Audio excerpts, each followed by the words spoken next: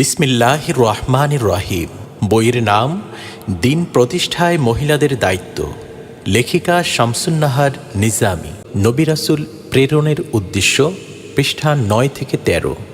মানুষকে সৃষ্টি করে এ দুনিয়াতে আল্লাহ রব্বুল আলামিন উদ্দেশ্যহীনভাবে ছেড়ে দেননি, বরং তাকে সঠিক পথ দেখানোর জন্য পাঠিয়েছেন যুগে যুগে নবী রাসূল, যারা মানুষকে দেখিয়েছেন শাশ্বত সুন্দর কল্যাণকর পথ। যে পথ দেখানোর ওয়াদা আল্লাহ রব্বুল আলামিন মানুষকে দুনিয়াতে পাঠানোর মুহূর্তে করেছিলেন। বিসমিল্লাহির রহমানির রহিম। ফাইম্মা ইয়াতিয়ান্নাকুম মিন্নী হুদা فمن تبع هدايا فلا خوف عليهم ولا هم يحزنون والذين كفروا وكذبوا بآياتنا أولئك أصحاب النار هم فيها خالدون।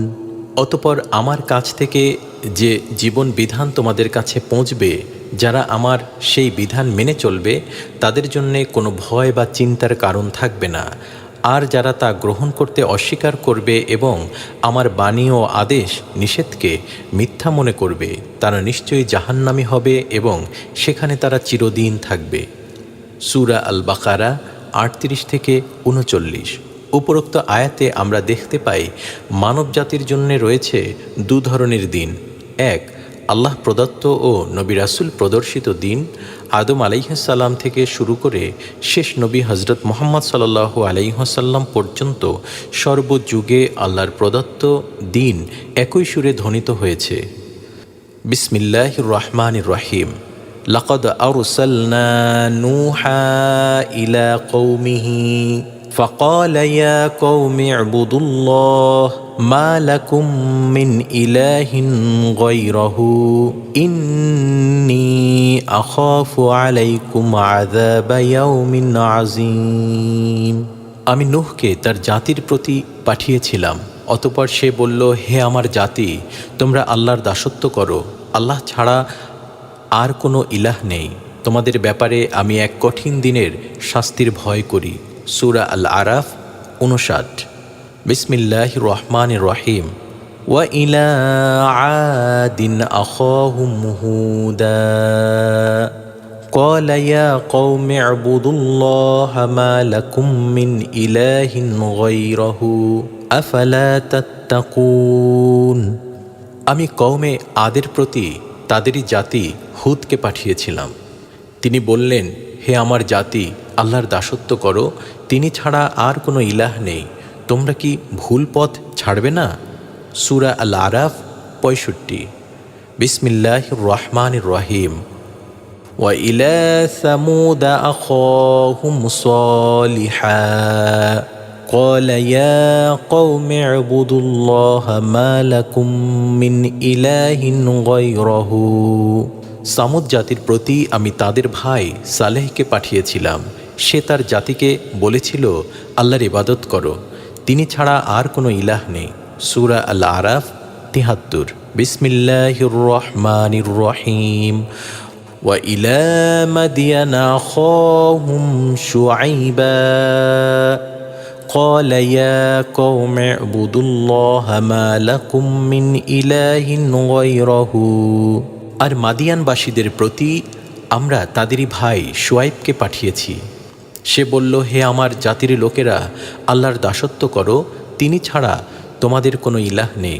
সূরা আল আরাফ ৮৫। উপর উল্লেখিত আয়াতসমূহে আমরা দেখতে পাই সব নবী রাসূলের দাওয়াতের মূল সুর ছিল আল্লাহর দাসত্ব ও গোলামি করা এবং গায়রুল্লাহ প্রভুত্ব বর্জন করা। ২, দ্বিতীয় দিন হল মানবরচিত দিন। এই দিন অসংখ্য অগণিত। যদিও মানবরচিত দিন ভিন্ন ভিন্ন সুরে ও ভিন্ন ভিন্ন স্লোগানে এসেছে, কিন্তু এর মূল সুর একই। এজন্যই বলা হয়েছে আল কুফরু মিল্লাতুন ওয়াহিদা। কুফরি মতবাদ, মতাদর্শ যত ভিন্ন নামে বা ভিন্ন রূপেই উপস্থাপিত হোক না কেন, মৌলিকভাবে তা একই পর্যায়ভুক্ত। আল্লাহর পক্ষ থেকেও বলা হয়েছে, বিসমিল্লাহির রহমানির রহিম। ইন্না হাদাইনাহুস সাবিলা ইম্মা শাকিরাও وإما كفورا إنا أعتضنا للكافرين سلاسلا وأغلالا وسعيرا إن الأبرار يشربون من كأس كان مزاجها كافورا عينا يشرب بها عباد الله يفجرونها تفجيرا আমি মানুষদের সামনে দুটি পথ তুলে ধরেছি, একটি পথ আমার আনুগত্য মেনে চলার পথ, অপরটি আমাকে অমান্য করার পথ। আমি কাফেরদের জন্যে তৈরি করেছি জিঞ্জির, কণ্ঠকড়া ও জাহান্নামের কঠিন ভয়াবহ শাস্তি। আর যারা আল্লাহর আনুগত্য করবে তাদের জন্য রয়েছে পবিত্র পানীয়, যাতে কর্পূর মিশানো থাকবে। স্বচ্ছ ঝর্ণাধারা থেকে সে পান করবে আর যত খুশি সেখানে এর শাখা প্রশাখা বানাতে পারবে। সূরা আদ-দাহর 3-6। আল্লাহ পাক তার এ দিনকে নিছক দর্শন হিসেবে, কাগজি বিধান হিসেবে দেননি। আবার কোনো অনুষ্ঠান, সর্বস্ব ধর্ম এটা নয়, বরং এটা হলো আল্লাহর কাছে স্বীকৃত ও মনোনীত একমাত্র দিন। কোরআন মাজিদে রসুল পাঠানোর উদ্দেশ্য বলতে গিয়ে বলা হয়েছে, বিসমিল্লাহির রহমানির রহিম, হুয়াল্লাযী আরসালা রাসূলাহু বিল হুদা ওয়া দীনিল হক লিইয়ুযহিরাহু আলাদ-দীনি কুল্লিহি। আল্লাহ সেই মহান সত্তা যিনি রসুল পাঠিয়েছেন হুদা এবং দ্বীনে হক সহকারে অন্যান্য সকল দ্বীনের উপর বিজয়ী হিসেবে প্রতিষ্ঠিত করার জন্যে। সূরা আস-সফ 9।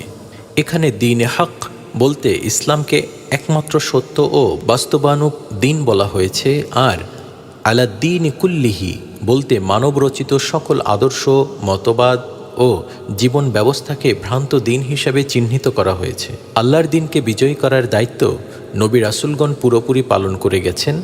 শেষ নবী হজরত মুহাম্মদ সাল্লাল্লাহু আলাইহি ওয়াসাল্লামের এ কার্যক্রম তো সকল দুনিয়াবাসীর সামনে এক উজ্জ্বল দৃষ্টান্ত।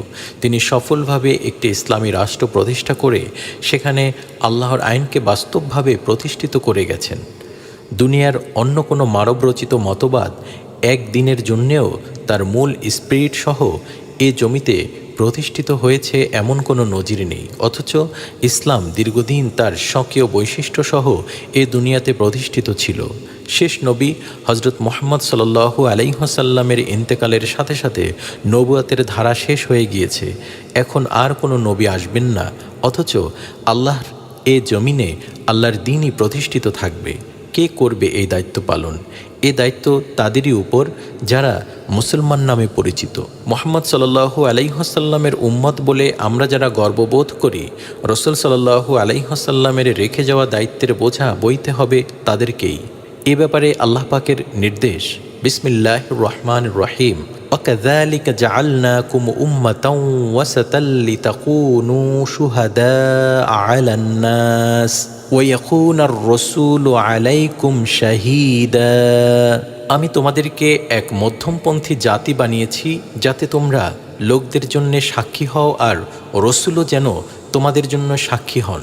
সূরা আল বাকারা 143।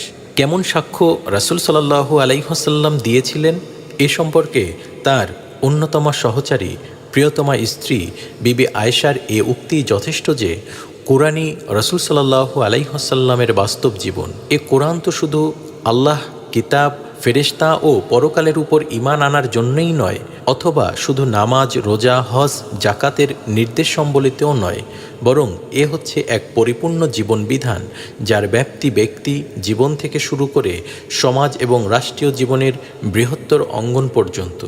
আল্লাহর তসবিহ তাকদিস করার জন্যে তো ফেরেশতা এবং গোটা সৃষ্টি রয়েছে। মানুষের সৃষ্টির উদ্দেশ্য তো ভিন্ন, যা আল্লাহর ভাষায় বিসমিল্লাহির রহমানির রহিম, ইন্নী জাইলুন ফিল আরদি খলিফা, আমি দুনিয়াতে আমার প্রতিনিধি পাঠাবো। সূরা আল বাকারা 30। এই খিলাফত বা প্রতিনিধিত্বের দায়িত্ব নিয়েই আমরা দুনিয়াতে এসেছি। খলিফা হিসেবে আমাদের কাজ হলো আল্লাহর নির্দেশ মতো নিজে চলতে হবে, মানুষের সমাজকে চালাতে হবে। খলিফা হিসেবে মানুষকে দুনিয়ায় পাঠানোর ব্যাপারে ফেরেশতাদের পক্ষ থেকে বলা হয়েছিল, ওয়া নাহনু নুসাব্বিহু বিহামদিকা ওয়া নুকাদ্দিসু লাক, আমরাই তো তোমার প্রশংসা সহ তাসবিহ পড়ছি, তোমার পবিত্রতা বর্ণনা করছি। সূরা আল বাকারা 30। এর জবাবে আল্লাহ বলেছিলেন, ইন্নী আ'লামু মা লা তা'লামুন, আমি যা জানি তোমরা তা জানো না। সূরা আল বাকারা 30। অর্থাৎ ওই তাসবিহ তাকদিসের জন্যে মানুষকে পাঠানো হচ্ছে না, মানুষের সমাজে আল্লাহর আইন কানুনকে জারি করার জন্যে তাকে পাঠানো হচ্ছে। অর্থাৎ আল্লাহর খলিফার মর্যাদায় প্রতিষ্ঠিত থাকতে হলে দিন কায়েমের এ কাজে অংশগ্রহণ না করে উপায় নেই। এ দিন যেহেতু আল্লাহর পক্ষ থেকে এসেছে আর তা দুনিয়াতে বাস্তবায়নের কাজ করেছেন তারই মনোনীত নবী রাসূলগণ, কাজেই এটা সকল সন্দেহ সংশয়ের ঊর্ধ্বে। আল্লাহর দ্বীনের সর্বশেষ পূর্ণাঙ্গ রূপ আমরা পেয়েছি শেষ নবী হজরত মুহাম্মদ সাল্লাল্লাহু আলাইহি ওয়াসাল্লামের মাধ্যমে। আর সেই কোরআন সম্পর্কে স্বয়ং আল্লাহর দ্ব্যর্থহীন ঘোষণা হলো, লা রাইবা ফীহি, এতে কোনো সন্দেহ সংশয় নেই। অন্যদিকে মানবরচিত মন গড়া দিন, মতবাদ বা আদর্শ কখনো সন্দেহ সংশয় মুক্ত হতে পারে না। এসব মতবাদের প্রবক্তারাও কখনো এ দাবি করতে পারে না, কারণ মতবাদ রচনা করতে যেয়ে তারা যে ইন্দ্রিয়লব্ধ জ্ঞানের আশ্রয় নেয় তা একান্তই সীমাবদ্ধ। মানুষ বর্তমানকে দেখে, অতীত ইতিহাসকে সামনে রেখে কোনো মতবাদ বা দর্শন রচনা করে। মানুষের জ্ঞান এতই সীমাবদ্ধ যে বর্তমান যে অবস্থা যে চোখ দেখেছে তার সঠিক বিশ্লেষণ করতেও সে সক্ষম নয়, আর ভবিষ্যৎ তো তার ধরাছোঁয়ার বাইরে। সুতরাং কোনো অবস্থাতেই মানবরচিত মতবাদ নির্ভুল ও সংশয়মুক্ত হওয়ার দাবি করতে পারে না। পক্ষান্তরে আল্লাহর পরিচয় হলো, ইয়ালামু মা বাইনা আইদিহিম ওয়া মা খালফাহুম, তিনি অতীত, বর্তমান ও ভবিষ্যৎ সম্পর্কে ওয়াকিফাল। সূরা আল বাকারা 255। যেহেতু আল্লাহ মানুষসহ সমগ্র বিশ্বজাহানের স্রষ্টা, তাই মানুষের স্বভাব প্রকৃতি সম্পর্কেও তিনি ওয়াকিফাল। তাই তার পক্ষ থেকে যে বিধান এসেছে তা মানব সমাজ প্রকৃতির সাথে সম্পূর্ণ সামঞ্জস্যপূর্ণ। তাই একে বলা হয় দ্বীনে ফিতরাত বা স্বভাব ধর্ম। যুগ যুগ ধরে মানুষের বিবেক বুদ্ধি যে কাজকে অন্যায় বলে আসছে, ইসলাম সেই কাজগুলোকে অসৎ কাজ বা মুনকার বলেছে। আর যা বিবেক বুদ্ধির কাছে ভালো বলে পরিচিত, ইসলাম তাকেই সৎ কাজ বা মারুফ বলেছে। উম্মতে মুহাম্মাদের দায়িত্ব এই মারুফের প্রতিষ্ঠা এবং মুনকারের প্রতিরোধ।